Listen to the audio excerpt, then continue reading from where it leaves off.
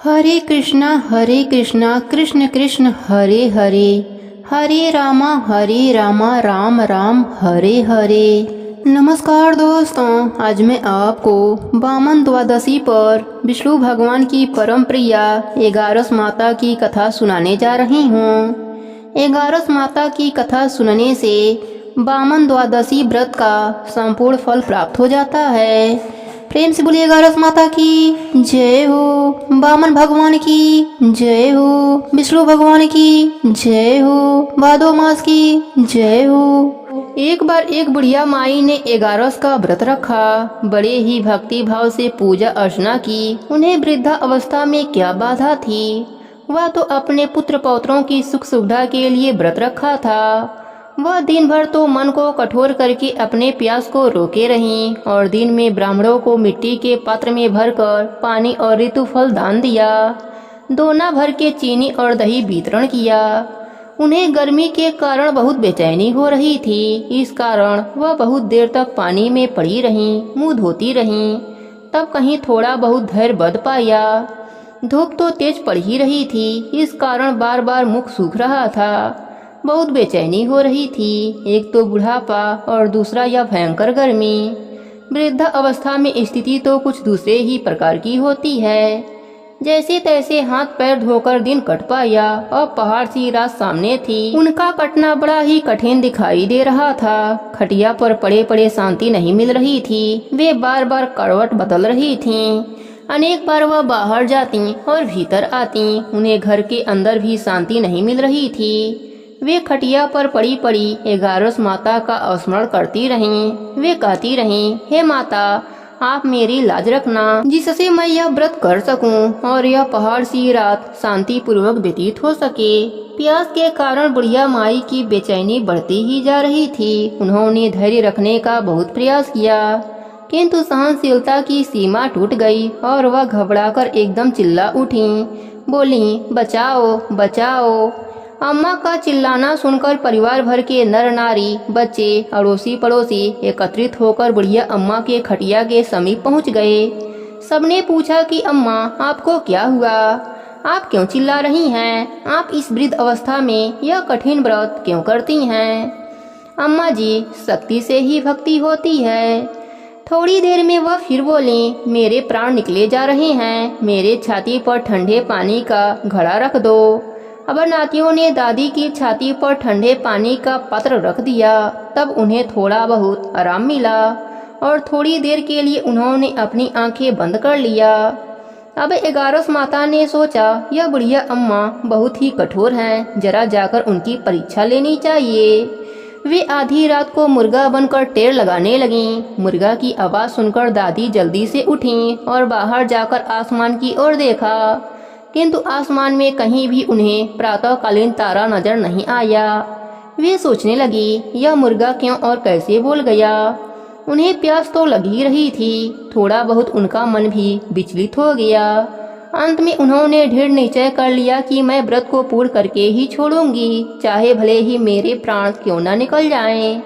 यह सोचकर फिर खटिया पर शिथिल होकर लेट गईं। थोड़ी देर में एगारस माता ने उनका फिर से परीक्षा लेनी चाहिए। एक छोटी सी बालिका एक गिलास में शरबत लेकर उनके सिरहाने आकर खड़ी हो गई और जोर से बोली, दादी जी, सवेरा हो गया, आप हाथ मुंह धोकर शरबत को पी लीजिए। पहले तो शरबत का गिलास देखकर उनका मन मचल उठा, किंतु अचानक व्रत का स्मरण हो आया और उन्होंने सोचा कि मैं किसी भी प्रकार से अभी शरबत नहीं पी सकती हूँ, और वे शांति पूर्वक अपनी खटिया पर लेटी रहीं। फिर थोड़ी ही देर में उन्हें ऐसा लगा जैसे किसी ने उन्हें पानी के कुएं में पलट दिया हो। वे बड़ी देर तक हाथ पैर चलाती रहीं, किंतु उन्होंने अपने मुंह में एक भी बूंद पानी को जाने नहीं दिया। वह दृढ़ता पूर्वक अपने व्रत का पालन करती रहीं। थोड़ी देर में न जाने कहां से सामने आग जलने लगी, जिससे भारी गर्मी बढ़ने लगी। प्यास के कारण प्राण निकलने लगे, किंतु बुढ़िया माई का कुछ भी बिगड़ नहीं पाया। वे जहां की तहां मुस्कुराती हुई बैठी रहीं। थोड़ी ही देर में बाहर प्रकाश दिखाई देने लगा। ऐसा लगा जैसे सवेरा हो गया हो। बुढ़िया माई ने जब बाहर निकलकर देखा तो समझ गईं, अभी सवेरा होने में 3-4 घंटे की देरी है। यह जानकर भी वह शांतिपूर्वक इधर उधर घूमने लगीं।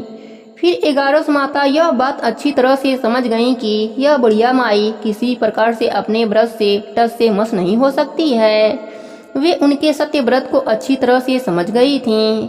अब सवेरा होते ही बुढ़िया माई ने स्नान किया, विष्णु भगवान की पूजा करी, 11 माता की पूजा करी, तुलसी माता की कथा सुनी, ब्राह्मणों को दक्षिणा देकर भोजन कराया। तब कहीं उन्होंने व्रत का पारण करके जल ग्रहण किया। फिर अम्मा ने स्वयं भोजन किया। उस श्रेष्ठ व्रत के प्रभाव से बुढ़िया अम्मा की आयु में वृद्धि हो गई। उनका घर परिवार हरा भरा हो गया। अब उनको अभाव न रहा। वे हर तरह से सुख साधनों से संपन्न हो गईं। नाती नातिन से उनका घर भर गया और वे उसी दिन से 12 महीनों की एकादशियों का व्रत करने लगी। 11 माता की कृपा से इस संसार में हर प्रकार के सुख भोग कर अंत में बुढ़िया माई बैकुंठ धाम को चली गईं। हे 11 माता, जैसे अपने बुढ़िया माई पर अपनी कृपा करी, वैसे ही अपने सभी भक्तों पर अपनी कृपा बनाए रखना। प्रेम से बोलिए 11 माता की जय हो, विष्णु भगवान की जय हो। बहुत पुरानी बात है। एक नगर में एक सेठ रहता था। वह अपने शादी के बाद नए वस्त्र पहनकर अपनी पत्नी को लाने पहली बार ससुराल जा रहा था।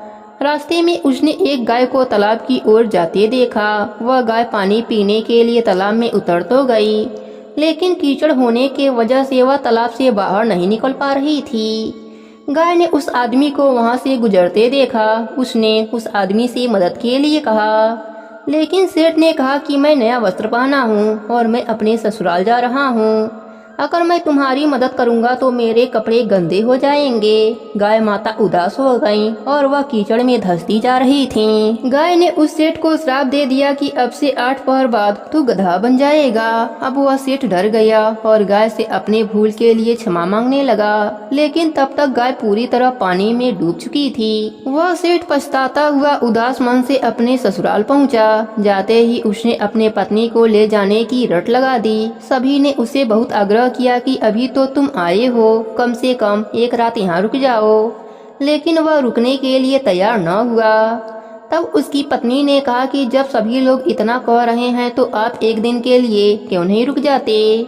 तब उसने अपने पत्नी को गाय के श्राप वाली पूरी बात बताई। उसकी पत्नी उसी वक्त अपने मायके से विदा लेकर पति के साथ चल पड़ी। 8 पहर बाद वह आदमी गधा बन गया और पूरा दिन घर में पड़ा रहता। कुछ दिनों के बाद घर में खाने पीने के लाले पड़ गए। तब उसने अपने पत्नी से कहा कि मुझे लेकर बाहर मजदूरी करो। तब उसकी पत्नी उसे लेकर बाहर गई और नगर के राजा के वहाँ मजदूरी का काम करने लगी। उसे वहाँ बोझ उठाते देख लोगों ने कहा कि तुम्हारे पास तो गधा है, फिर तुम बोझ क्यों उठा रही हो। परंतु उसने कोई भी उत्तर नहीं दिया और अपना काम करती रही। दूर से यह सब राजा भी देख रहा था। उसने भी उसे यही कहा कि तुम्हारे पास गधा है, फिर तुम यह बोझ क्यों उठा रही हो। तब उसने राजा से कहा कि यह गधा नहीं है, यह मेरे पति हैं। उसने गाय के श्राप वाली पूरी बात राजा को बताई। राजा ने अपने नगर में विद्वानों और पंडितों को बुलाकर उसका उपाय पूछा। तब एक विद्वान ने बताया कि जिस किसी ने 101 11 का व्रत किया हो, वह अपने पुण्य का फल इसे दे दे तो यह अपने असली रूप में आ सकता है। यहाँ हम आपको 11 का अर्थ स्पष्ट कर देते हैं। 11 एकादशी का व्रत रखने पर 1 11 पूरा होता है और 22 एकादशी का व्रत रखने पर 2 11 पूरा होता है। ऐसे ही जिसने 101 बार 11 एकादशी के व्रत किए हों, उसके पुण्य के फल से वह आदमी अपने असली रूप में आ जाएगा। राजा ने अपने पूरे नगर में घोषणा करा दी, लेकिन किसी ने भी पूरे 101 11 न किए थे। कई दिन बाद उन्हें एक बुढ़िया मिली जिसने 101 11 पूरा कर लिया था। राजा ने उस बुढ़िया को उसका फल देने को कहा, लेकिन वह बुढ़िया 100 11 का फल देने को तैयार हुई, क्योंकि 1 11 का फल वह खुद अपने लिए रखना चाहती थी, जिससे कि उसे मोक्ष की प्राप्ति हो और बैकुंठ धाम में वास मिले। इतना कहकर उसने अपने 100 11 एकादशी का फल उस सेठ को दे दिया। तब वह गधा से मनुष्य रूप में आ गया, लेकिन 1 11 कम होने के वजह से गधे की पूंछ उसके शरीर से नहीं गई। एगारस माता की यह महिमा देखकर वह पति पत्नी भी एगारस व्रत करने का निर्णय लिया। दोनों पति पत्नी एगारस का व्रत करने लगे।